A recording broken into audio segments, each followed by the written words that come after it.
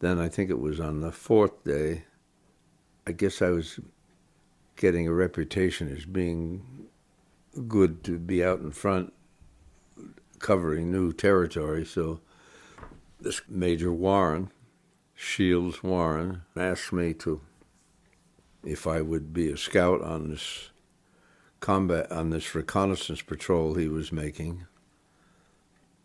So the next day I went out on a combat patrol and ran into a machine gun and got shot through the chest, in here and out the back, and the scout beside me was killed. And it didn't hurt. I remember it didn't hurt much. A tremendous blow. I didn't realize what a blow it is. I mean, it's just crash. And I'm flat on my back. We're in it's tight country, little hedgerows in Normandy, all divided up like this. And there were cows in the next field, and I could hear them mooing and moving around. And the guys with me got the machine gunner and kept on. And I'm lying there, and a medic came up and gave me a shot of morphine.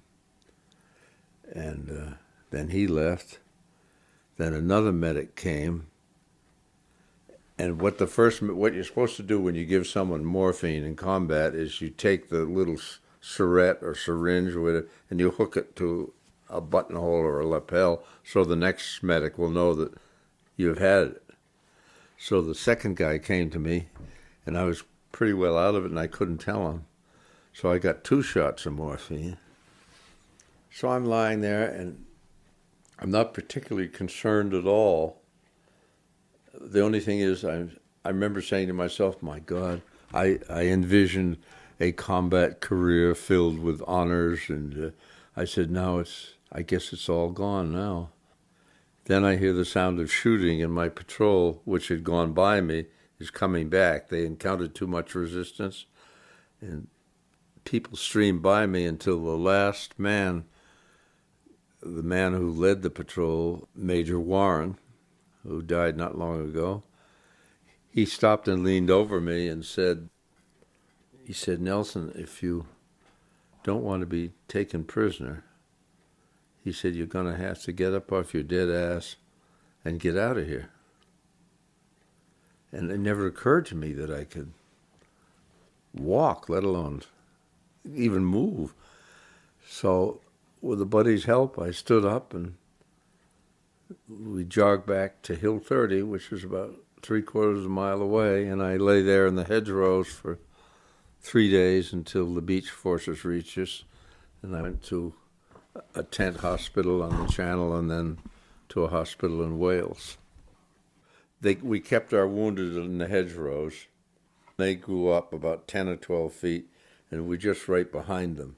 We just laid along, covered with parachutes, and 30, in this case, I think there were 30 or 40 guys laying there, waiting for the ambulances from Utah Beach to get to us. Buddies would come by and bring me food they'd made, and once in a while, we got some plasma out of that stuff that was dropped in the swamp. But there wasn't that much pain. It didn't go through it went through my lung, but it didn't go through a major artery.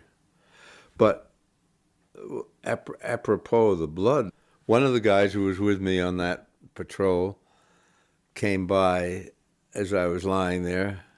His name was Roger Kitchen, and I met him years later, 50 years later, fishing on the Delaware River. And he said, Nelson, I want to apologize. He said, I was one of the last ones to come back just ahead of Major Warren. He said, I looked down at you. He said, you were lying there, your mouth was open, you were face up, there was a big pool of blood coming out of your mouth, running down on the ground, and ants crawling into your mouth. So he said, I apologize, I went back to Hill 30 and reported you dead.